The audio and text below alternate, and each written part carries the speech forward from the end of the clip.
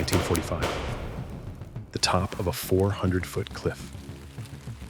American soldiers scramble for the cargo nets. The retreat order has been given. Japanese gunfire tears through smoke.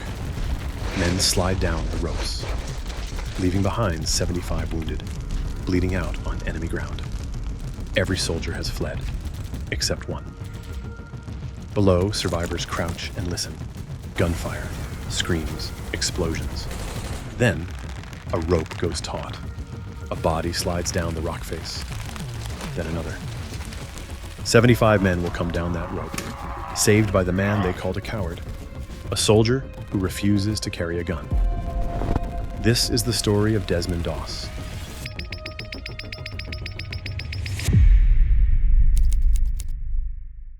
Lynchburg, Virginia, 1924. A 5-year-old boy stands on a chair in his family's living room. He's staring at a framed poster his father bought at an auction for 75 cents.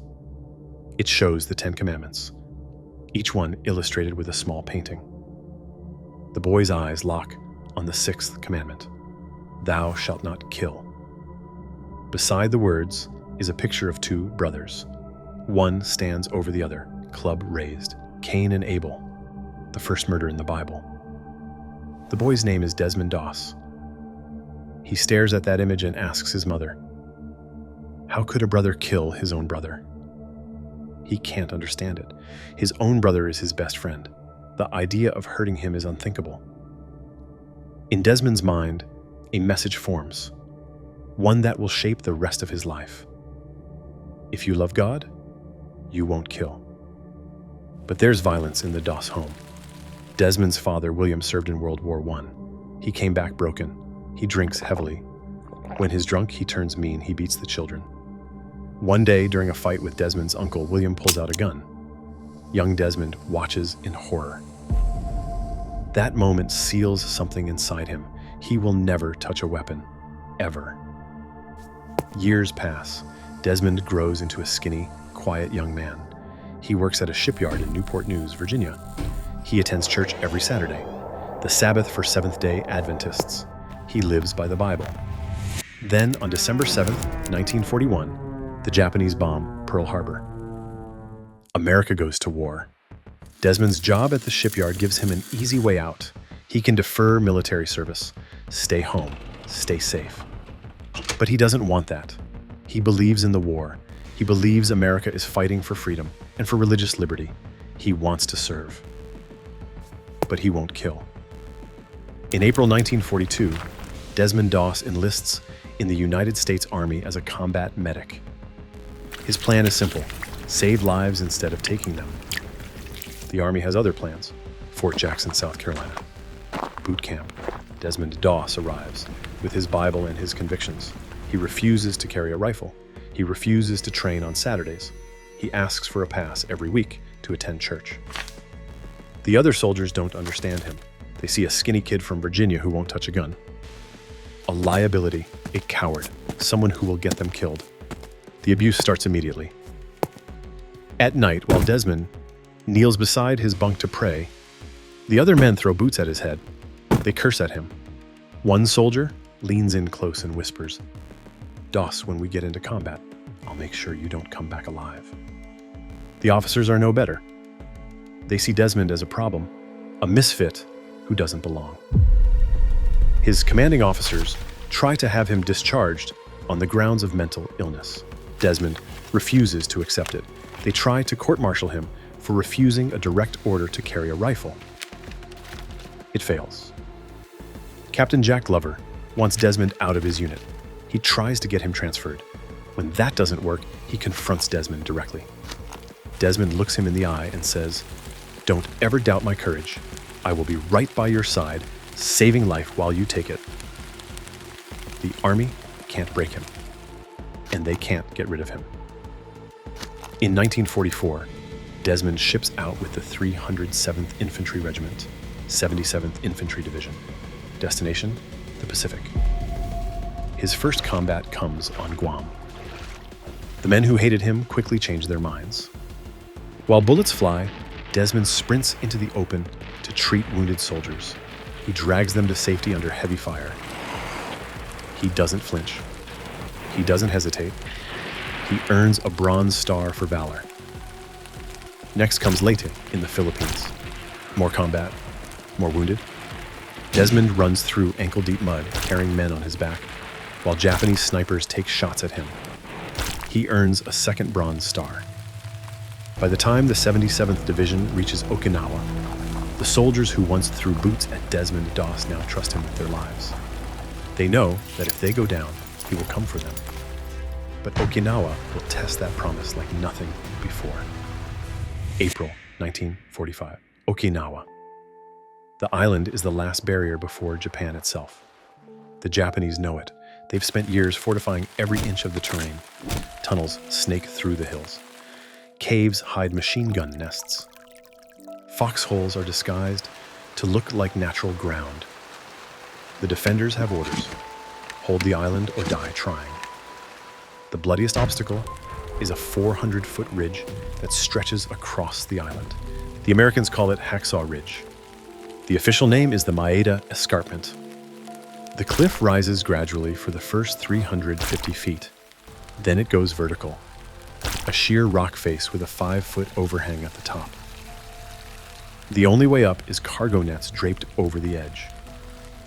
One by one, soldiers must climb hand over hand, completely exposed. On April 29th, the 307th Infantry moves into position. Company A goes up first. They're nearly wiped out. The survivors describe hell. Bullets coming from nowhere. Grenades rolling out of hidden holes. Men cut down before they can see the enemy. On May 2nd, what's left of Company A climbs again, joined by Company B. Desmond Doss is with them. He removes the markings on his uniform that identify him as a medic. Japanese soldiers target medics first. A red cross on his helmet is a death sentence. The men reach the top. For 3 days, they fight for every inch of ground. The Japanese machine gun fire is relentless. So intense that one American soldier is decapitated. Bodies pile up in the foxholes. The smell of gunpowder and blood hangs thick in the air. Desmond crawls through the chaos, bandaging wounds, injecting morphine, dragging men to cover. He moves in the open when others won't. He goes where the screams are loudest. Then comes May 5th, a Saturday, the Sabbath. Desmond is the only medic left in Company B. His lieutenant asks if he'll go up with them. Desmond agrees, but asks for time to read his Bible first. The men gather before the assault. The lieutenant calls out, "Doss wants to pray for us." Desmond prays a simple prayer. He asks God to guide the lieutenant's orders. He asks for safety. He asks that every man come back alive. Then they climb. The company reaches the top. They push forward, taking Japanese positions one by one. 8 pillboxes fall. 9. For a brief moment, it looks like victory. Not a single man in Company B has been killed. Then the counterattack hits. Japanese soldiers pour out of tunnels, caves, spider holes, rising from the earth like ghosts. Hundreds of them. Artillery shells scream overhead and explode across the ridge. Mortar rounds drop in clusters. Machine gun fire sweeps across the plateau in long, deadly arcs. Men fall everywhere. Some are hit before they can turn around. Others dive for cover and are cut down mid-stride. The noise is deafening. Explosions, gunfire, screaming, all layered on top of each other. Within minutes, 75 American soldiers are wounded. The rest are pinned down. The order comes through. Retreat. The men scramble for the cargo nets. They slide down the ropes, burning their hands. Less than a third make it down. The wounded are left behind, scattered across the plateau, bleeding into the dirt, surrounded by enemy soldiers. Everyone is ordered to fall back. Everyone follows except Desmond Doss. Desmond stays on the ridge. Everyone else is gone. The plateau is a slaughterhouse. Bodies everywhere, smoke drifting across the ground, Japanese soldiers moving through the haze. Desmond is alone with the wounded. He finds the first man, grabs him by the collar, drags him through the dirt toward the cliff's edge. The man is twice his size. Desmond is 5 feet 6 inches, barely 150 pounds. but he pulls. At the edge, there's a rope, the same one they use to haul up supplies. Desmond grabs it and thinks. He needs a way to lower the man without dropping him 35 feet onto the rocks below. He remembers a knot he accidentally invented during training, a double bow line. He tied it wrong once and ended up with 2 loops instead of 1. His sergeant laughed at him. Now that mistake saves a life. Desmond wraps 1 loop around the man's legs, another around his chest. He finds a tree stump near the edge and winds the rope around it to control the descent. Then, hand over hand, he lowers the soldier slowly down the cliff face. Friendly hands grab the man at the bottom. Desmond pulls up the rope, turns around, crawls back into the firefight.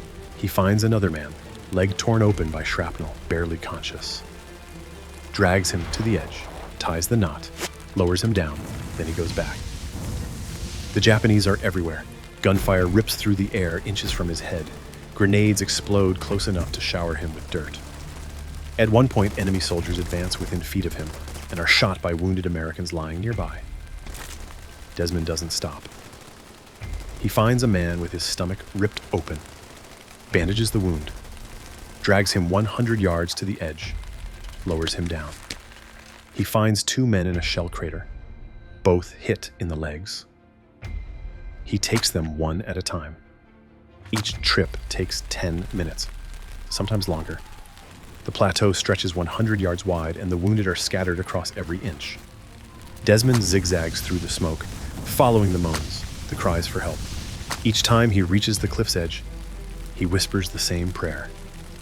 Lord, please help me get one more. The soldiers at the base of the escarpment watch in disbelief. Bodies keep appearing over the edge, one by one. Hour after hour, the rope goes taut. A man slides down. The rope goes slack, then taut again. Desmond doesn't stop for water, doesn't stop for rest. His arms burn, his legs shake, his hands are raw from the rope. But he keeps going. 12 hours. By the time darkness falls, Desmond Doss has lowered 75 men down that cliff. Among them is Captain Jack Glover, the same officer who once wanted him thrown out of the army. Glover will later say, "He was one of the bravest persons alive. And then to have him end up saving my life was the irony of the whole thing." Over the next 2 weeks, Desmond continues treating wounded as the Americans push forward. On May 21st, his luck runs out. A Japanese grenade lands at his feet. The explosion sends him flying. Shrapnel rips into his legs, 17 pieces of metal embedded in his body. He treats his own wounds and waits 5 hours for rescue. When the stretcher bearers arrive, he sees another soldier nearby, more badly wounded. He rolls off the stretcher and tells them to take the other man first. As he crawls toward the aid station, a sniper's bullet shatters his left arm. Desmond finds a broken rifle stock on the ground. He uses it as a splint, the only time he ever touches a weapon. October 12th, 1945, the White House lawn, the man the army tried to discharge, the soldier they called a coward, the medic his own captain wanted gone. Desmond Doss stands before President Harry Truman. Truman places the Medal of Honor around his neck, the first ever awarded to a conscientious objector. He shakes Desmond's hand and says, "I consider this a greater honor than being president." Desmond Doss died in 2006. He was 87 years old. He never fired a shot.